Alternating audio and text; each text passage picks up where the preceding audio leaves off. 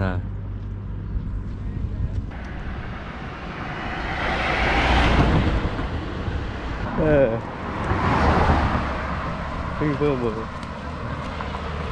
எல்லாருக்கும் வணக்கம். கண்மணியா கத்திச்சாவா அப்படின்னு சொல்கிற மாதிரி இந்த பக்கம் அண்ணனுக்கு கிளி மீனும் பருத்தி வலையும் ரெட்டை தொண்டியில் மாட்டிருக்குங்க.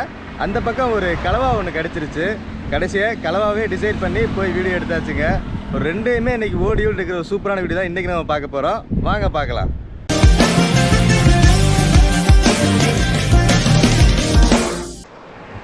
வழக்கமாக பாவன் பாலத்தை பொறுத்த வரைக்கும் மீன் மாட்ட ஆரம்பிச்சோம்னா எல்லா பக்கமே தூண்டி வீசுவாங்க. ஆனால் அன்றைக்கி கொஞ்சம் ஒரு ஐபிஎல் டபுள் டக்கர் மேட்ச் மாதிரி இந்த பக்கம் ஒரு அண்ணன் கலவாக்காக வந்து உயிரை இழுத்துட்டு போயிட்டுருக்காங்க. இந்த பக்கம் கூனியை வச்சு கிளி மீனுக்காக வீசிட்டு இருக்காங்க. ஏன்னா ரெண்டு பக்கமும் ரெண்டு மீனுமே இருக்குது. ஸோ இந்த பக்கம் அந்த அண்ணன் வந்துட்டு கலவாக்காக உயிரை இழுத்துட்டு போயிட்டுருக்காரு. உயிரை இழுத்துட்டு போகிறாரு தவிர சில நேரங்கள் என்ன பண்ணுறாருன்னா மேலே காற்றுல இழுத்துட்டு போகிறாரு அண்ணன். ஏன்னா அவருக்கு வந்துட்டு உள்ளே தாந்துச்சா அப்படின்னு சொல்கிறத கவனிக்காமல் இழுத்துட்டு போயிட்டுருக்காருங்க.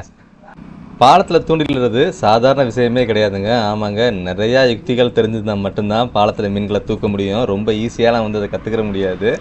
ஆமாம், பாருங்களேன், அண்ணன் இழுத்துட்டு போனாரா அந்த இறை வந்து தாந்துச்சான்னு சொல்கிறத கூட அவரால் கணிக்க முடியல.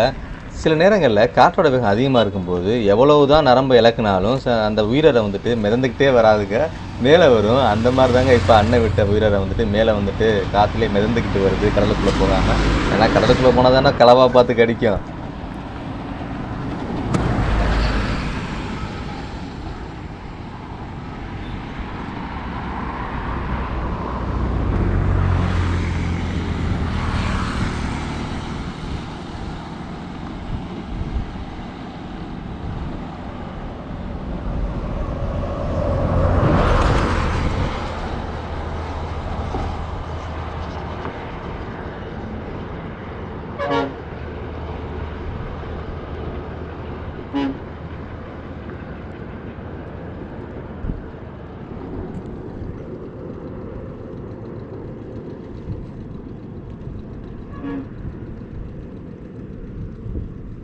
அந்த பக்கம் அண்ணன் கலவாக்கு உயிரை விட்டுட்டு வெயிட் பண்ணிட்டு இருக்காருங்க ரொம்ப நேரமாக. இந்த பக்கம் அண்ணன் கூனியரை வீசி, அதாவது ரெட்டை தூண்டில் வச்சு கூனியரை வீசிட்டு இருக்காரு கிளி மீனுக்காக.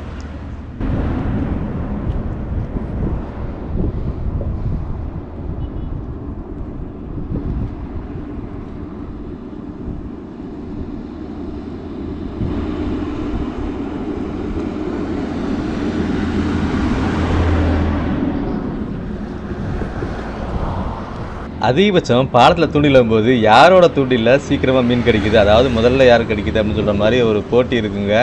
அண்ணா அங்கிட்டு வந்துட்டு உயிரை விட்டுருந்தார் கலவாக்கி. ஆனால் இங்கே ரெட்டை தூண்டிலையுமே ரெண்டு மீன்கள் மாட்டிருக்குங்க சூப்பராக. கிளி மீனுக்கு கூனியரை வச்சு வீசின ரெட்டை தூண்டில தாங்க ரெண்டு மீன் சிக்கிருக்கு. ஆமாங்க, ஒரு பக்கம் கிளி மீன் மாட்டிருக்கு, இன்னொரு பக்கம் சின்ன பருத்தி வெலை மீன் மாட்டிருக்கு.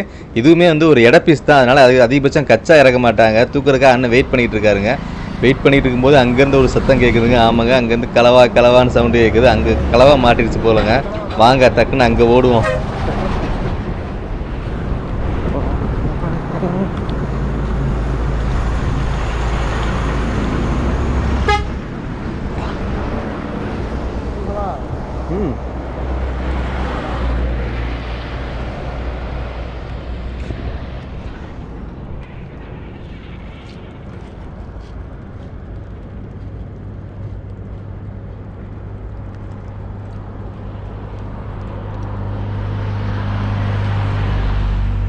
ஒவ்வொரு மீனும் ஒவ்வொரு ரகம் ஒவ்வொரு சுவைன்னு சொல்கிறது சும்மா ஒன்று சொல்லலைங்க. ஆமாங்க, கிளி மீன் வந்து வண்ணங்களால் நம்மளை வந்துட்டு மயக்க அப்படின்னா சாதாரண ஒரு கிரே ஸ்கேல், அதாவது கருப்பு வெள்ளை சாண்டல் மாதிரி ஒரு கலர் கலந்ததாங்க அந்த கலவா மீன் இருக்கும். பாருங்கள் எவ்வளோ பியூட்டிஃபுல்லாக இருக்குன்னு பார்க்குறதுக்கு ரொம்ப சூப்பராக இருக்குது. ஆனால் ரொம்ப டேஞ்சரான மீனுங்க. கையை கொடுத்தோம் அப்படின்னா மொத்தமாக காலி பண்ணி விட்டுருவாப்புல. இறையவே காணா, இறை கீழே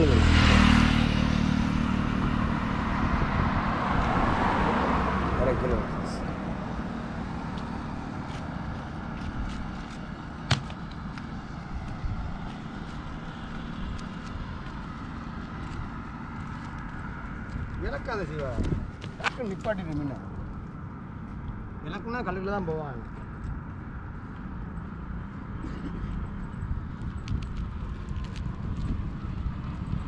இந்த பக்கம் கலவா கிடச்சதுனால ஓடி வந்ததுனால மிஸ் பண்ண கிளி மீன் தாங்க. பருத்தி விலையை எடுத்து திரும்ப கடலுக்குள்ளே தூக்கி போட்டாங்க சின்ன மீனால்.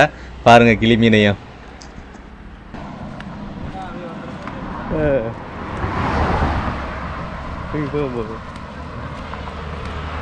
அண்ணன் வீசின உயிரிறைக்கு கலவா மாட்டிருக்குங்க. அண்ணன் கலவா தூக்கிட்டு கம்பீரமா போய்கிட்டு இருக்காருங்க. கலவா தாங்க இங்க கதிஜா. நம்மளிடம் சுவையான ராமேஸ்வர கருவாடு மற்றும் கடல்ல கிடைக்கிற சங்கு, முத்து போன்ற பொருட்கள் எல்லாமே நம்ம வெப்சைட்ல நீங்க ஆன்லைன்லயே வாங்கிக்கலாம். www.peppyfishing.com